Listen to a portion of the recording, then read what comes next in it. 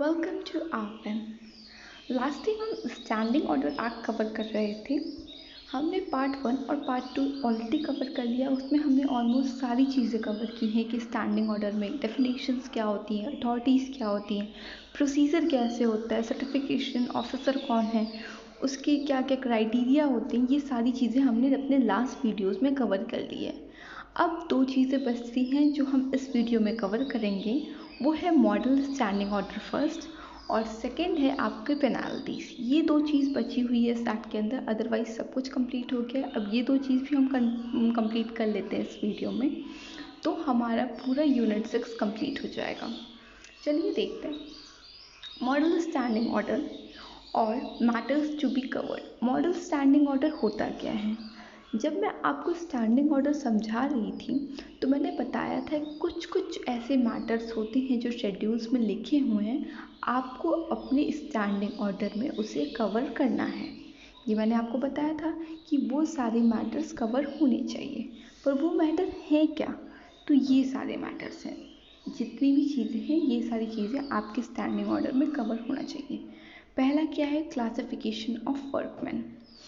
तो इस standing order में मेनली ये जब प्राइमरीली ये एक्ट आया था तो 6 टाइप के वर्कमैन को डिफ़ाइन किया गया था। यहाँ पे मैंने 7 लिखा है, बट आफ्टर द अमेंडमेंट यहाँ पे एक नया वर्कमैन को लाया गया है जिसे हम फिक्स टर्म कहते हैं। तो पहले ये 6 थे, पर अमेंडमेंट में ये 7 भी आ गया फिक्स टर्म। तो आप इससे मत कंफ्यूज होइएगा कि वहाँ पे तो 6 लिखा था कि आप मैम ने अपने 7 क्यों लिख दिया।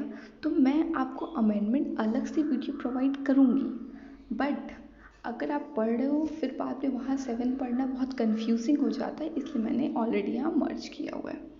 तो पहला है वर्कमैन। वर्कमैन को 7 पार्ट में डिफाइन किया गया है। पहला होता है परमानेंट वर्कमैन। परमानेंट वर्कमैन क्या होता है? जो वर्कमैन आपके इनिशियटली से आपके पास हो, लाइक आपका जो मस्टर रोल है, जो रजिस्टर है, उसमें उसका नाम हो, उसका आपने वर्कमैन को अपने यहाँ अपॉइंट किया हुआ है ऑफिशियली, तो वो परमानेंट हो जाता है। प्रोविजनल बेसिस पे क्या होता है? जो आपके 3 महीने के पहले आप किसी को ज्वाइनिंग करवाते हो, 3 महीने का ट्रेनिंग पीरियड होता है, वो प्रोविजनल बेसिस पे होता है, तो उसे आप प्रोविजनल पीरियड के लिए रखते हो, तो उस वर्कमैन को हम ये कहते हैं। बदली वर्कमैन कौन होता है? मान लीजिए आपका कोई एम्प्लॉय नहीं आ रहा है, तो आप कुछ दिन के लिए उस पर्सन को रखोगे, उसकी जगह पे उसको चेंज करके उसी को हम बदली वर्कमैन कह देते हैं। टेम्प्रेरी वर्कमैन कौन होता है? टेम्प्रेरी वर्कमैन वो टेम्प्रेरी बेसिस पे जितने भी आपके काम होते हैं उसको कंप्लीट करने के लिए टेम्प्रेरी वर्कमैन आता है। कैजुअल जितना भी कैजुअल नेचर का काम होता है उसको कंप्लीट करने के लिए आप कैजुअल नेचर का हायर करते हो। अप्रेंटिस कौन होता है?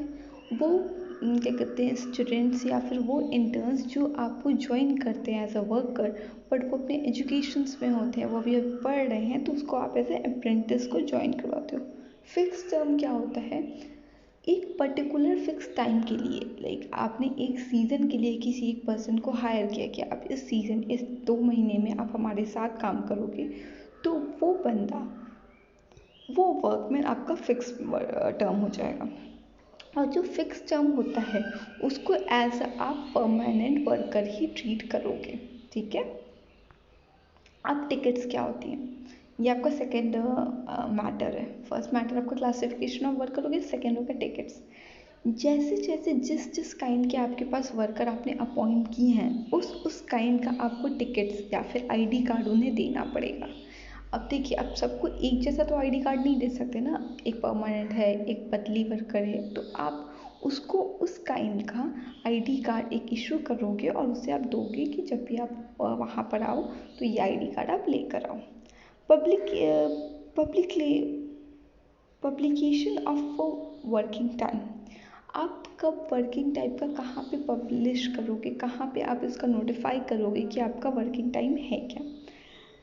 The period and hour of work for all classes of worker in each shift shall be exhibited in English and in the principal language of a workman employed in an establishment on notice board maintained at or near at an entrance of establishment at the timekeeper office if any.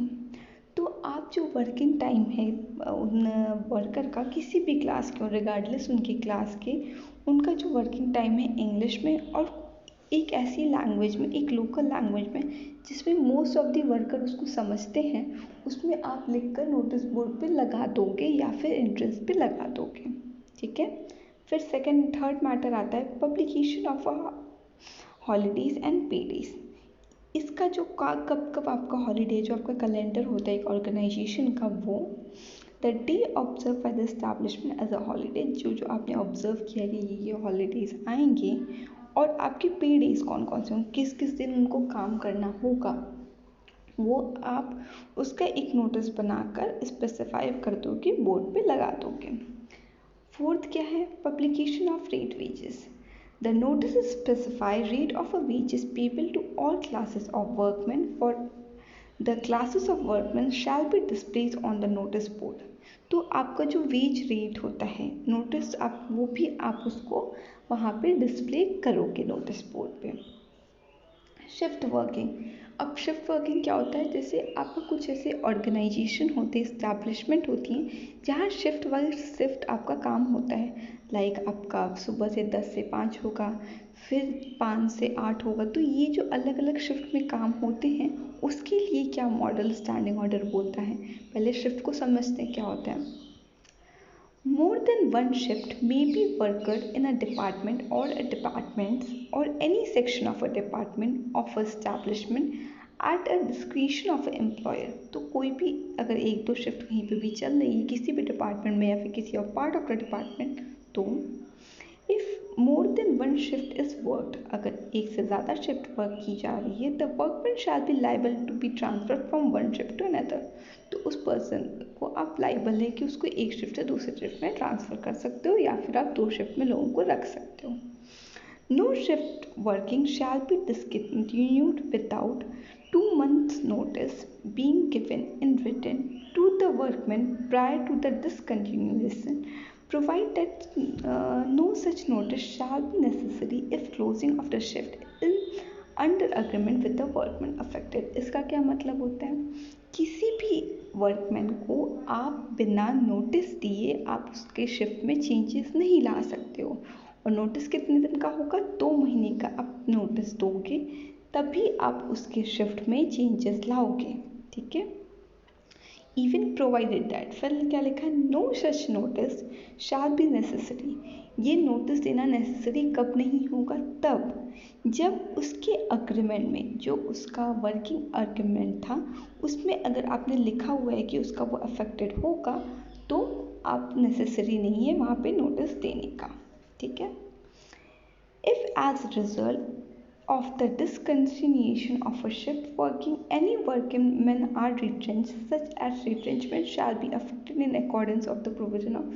अगर shift की वजह से अगर आपने discontinuation दिया किसी shift working में और मान लीजिए आपको उसको रिट्रेंच करना पड़ता है, तो जो यहाँ पे रिट्रेंचमेंट होगी उसको कौन गाइड करेगा, आईडी एक्ट। आईडी एक्ट मतलब क्या होता है, इंडस्ट्रियल डिस्प्यूट एक्ट में जैसे ही रिट्रेंचमेंट का प्रोविज़न था वही प्रोविज़न यहाँ पे लगेगा अगर आप उस एम्प्लॉय को रिट्रेंच कर रहे हो तो।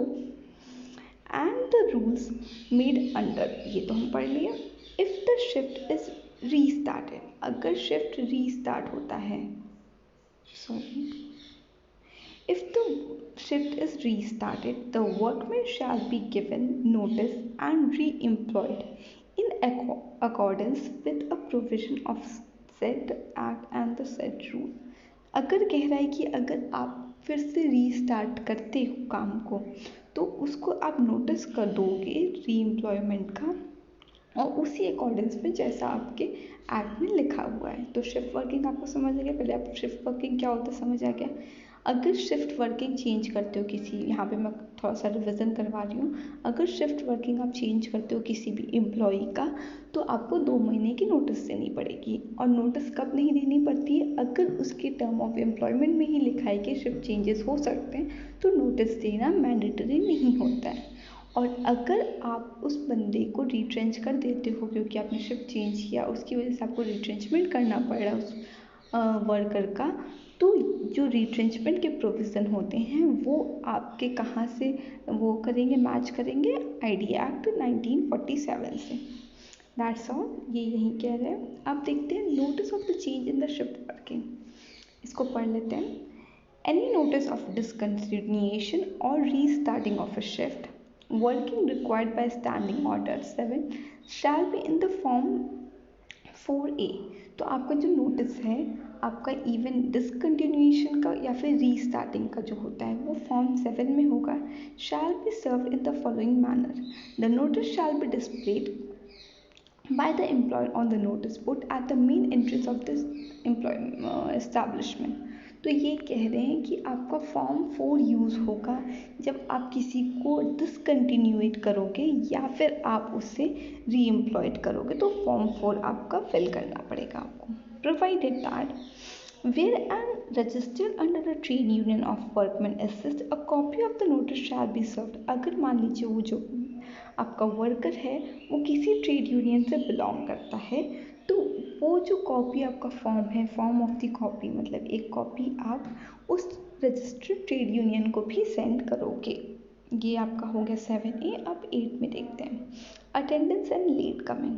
अब इसका क्या प्रोविज़न है, all workmen shall be at work at the establishment at a fixed and notified under the paragraph। तो ये कह रहा है कि आपका जो नोटिस और लेट कमिंग का होता है इसके लिए एक रजिस्टर मेंटेन करना होता है और आप सबको पता होता है कि कब उनका टाइमिंग है अटेंडेंस का, कब लेट कमिंग का है। तो ये ऑलरेडी आपको बताया जा चुका होता है जब आप एम्प्लॉयमेंट को ज्वाइन करते हो। लीव क्या होता है, देखिए जब हम लीव लेते हैं तो आपको मैंने आईडी एक्ट में ही बताया था कि एनुअल लीव विद वेजेस होते हैं, तो वो तो आपको मिलेंगे अगर आप 240 डेज आप किसी भी इस्टेब्लिशमेंट में काम किए होते हो। अब वॉलंटरी लीव क्या होती है, एनुअल लीव वेजेस तो आपको मिलने ही मिलने हैं, बट कभी कभी आपकी तबीयत ख़राब हो गई, फैमिली में कोई फंक्शन हो गया, तो आप वॉलंटरी लीव लेने जाते हो, तो उसका क्या प्रोविज़न है। A worker who desire to obtain leave of absence shall apply to who shall issue an order on application within a week of its submission or 2 days prior to the commencement of a leave applied for whichever is earlier। तो ये कह रहे हैं कि आप जब leave लेते हो, आप you have desire to take a leave, तो आपको एक एप्लीकेशन देनी पड़ेगी अपने एम्प्लॉयर को। कब देनी है, 1 हफ्ते पहले या फिर 2 दिन पहले, जो भी आपका पहले पड़ जाए। मतलब कि अगर आपको आज मंडे है, आपको वेंसडे को लीव लेनी है, ठीक है, तो अब 1 हफ्ते पहले तो आपको पता नहीं था ना कि आपको वेंसडे को लीव लेनी है, तो आप मंडे को दे दोगे। बट अगर मान लीजिए आपको पता है कि अगले हफ्ते आपके कोई मैरिज एनिवर्सरी है या फिर कोई बर्थडेज हैं जहाँ पे आपको ज्वाइन करना है, तो वो इमीडिएट मतलब 1 हफ्ते पहले तो वो पॉसिबल है ना, तो आप वो ले लोगे which ever is early. Provided that if the leave applied for is to commence on the date of the application or within the day, therefore the order shall be given on the same day। तो कह रहे हैं कि अगर आप मान लीजिए कि आपको 2 दिन पहले वाला आपको मिला कि आपने मंडे को वहाँ पे एप्लीकेशन डाल दी, तो आपका जो एम्प्लॉयर होता है वो लाइबल होता है कि उसको उसी दिन उस ऑर्डर को पास करे या फिर रिजेक्ट करे, ठीक है, या फिर आपका विद इन 3 डेज या फिर विद इन 3 अगर 1 हफ्ते वाला आपका टाइम है, उस बंदे ने 1 हफ्ते पहले ही लीव डाली तो विद इन 3 डेज उसको करना पड़ेगा। दोनों केस समझ गए। If the leave were asked for is granted, a leave pass shall be issued to the worker।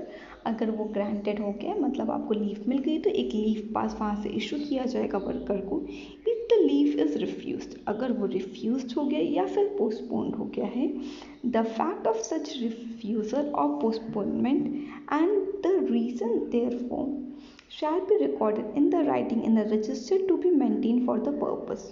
तो ये कह रहे हैं अगर आपका ग्रांट हो गया, आपको लीव मिल गई है, तो आपको एक पास दिया जाएगा जिसे लीव पास कहा जाएगा।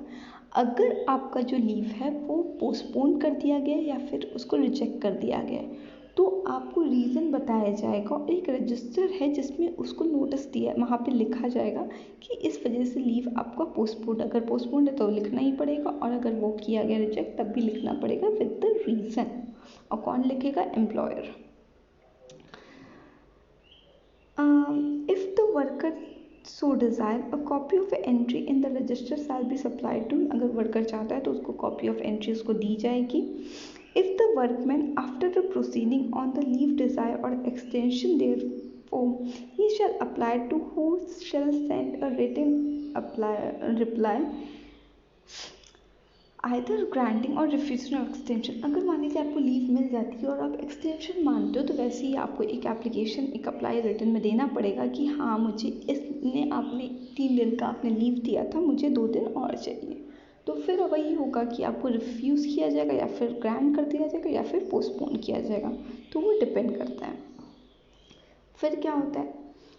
If the workman remain absent beyond the period of the leave originally granted, अगर आपको जो ओरिजिनली ग्रांट किया गया, अगर मान लीजिए आपने 3 दिन का लीव मांगा था और अब नहीं आए 3 दिन बाद, तो क्या होगा? He shall lose in lieu on his appointment unless, उसको जॉब से निकाल दिया जाएगा।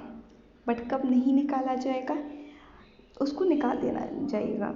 पहला तो बता दिया गया कि उसको अगर आप नहीं आते हो काम पर, अगर आपको लीव दी गई है और आप काम पे नहीं आते तो आपको निकाल दिया जाएगा। बट आपको बचने का क्या तरीका है? पहला तरीका है return with in 8 day of expiry of the leave.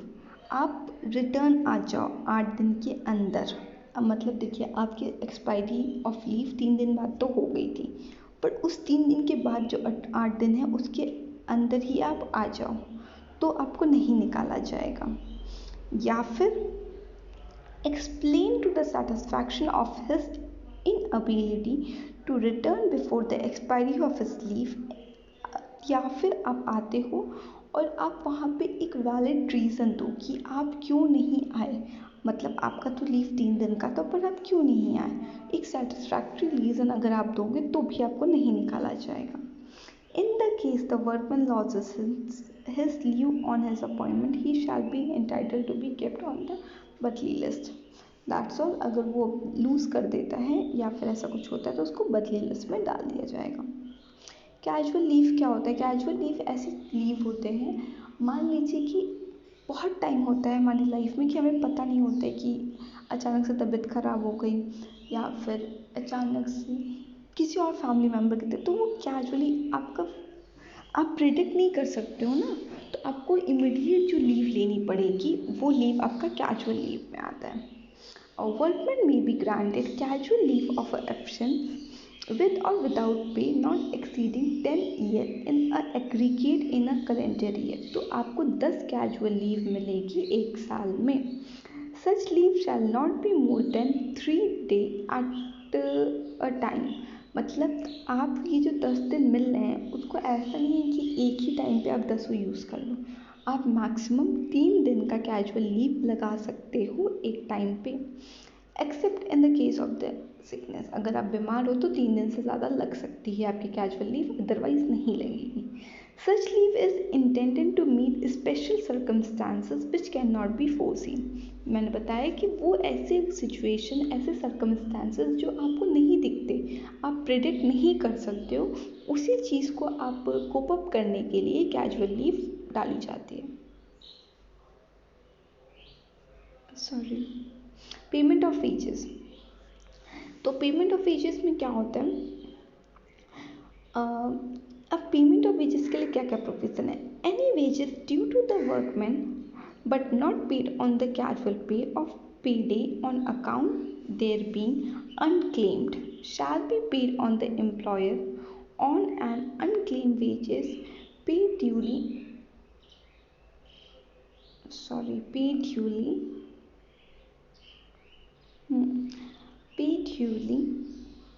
on the unclaimed wages day in each day which is shall be notified on the notice board of the। तो ये कह रहा है कि आपका जो पेमेंट ऑफ वेजेस हैं वो कैसे होंगे? जैसा आपके प्रोविज़न में लिखा हो गया है कि आप कितने दिन आए हो, कितने दिन नहीं आए हो, अनपेड लीव क्या है, पेड लीव क्या है, तो उसके अकॉर्डिंग आपका पेमेंट ऑफ वेजेस होगा। All workman shall be paid wages on the working day before or expiry of 7th or 10th day after the last day of the wages period in respect of wage are payable according to the total number of workmen employed in the establishment does not or does exceed 1000। तो ये कह रहा है कि आपका जो payment of wages है वो या फिर आप 7th डे ऑफ मंथ या फिर 10th डे ऑफ मंथ होगा। वो किस पे डिपेंड करता है कि जो आपके इस्टेब्लिशमेंट में कितने लोग एम्प्लॉयड हैं, 1000 से कम है कि 1000 से ज़्यादा है, उस पर डिपेंड करता है कि आपका जो पेमेंट ऑफ वेजेस है उसकी तारीख क्या होगी। ये आई थिंक किसी एक्ट में डिफाइन है कि जब 1000 से कम होते हैं तो किस टाइम पे होना चाहिए, जब 1000 से ज़्यादा होते हैं तो कब होना चाहिए।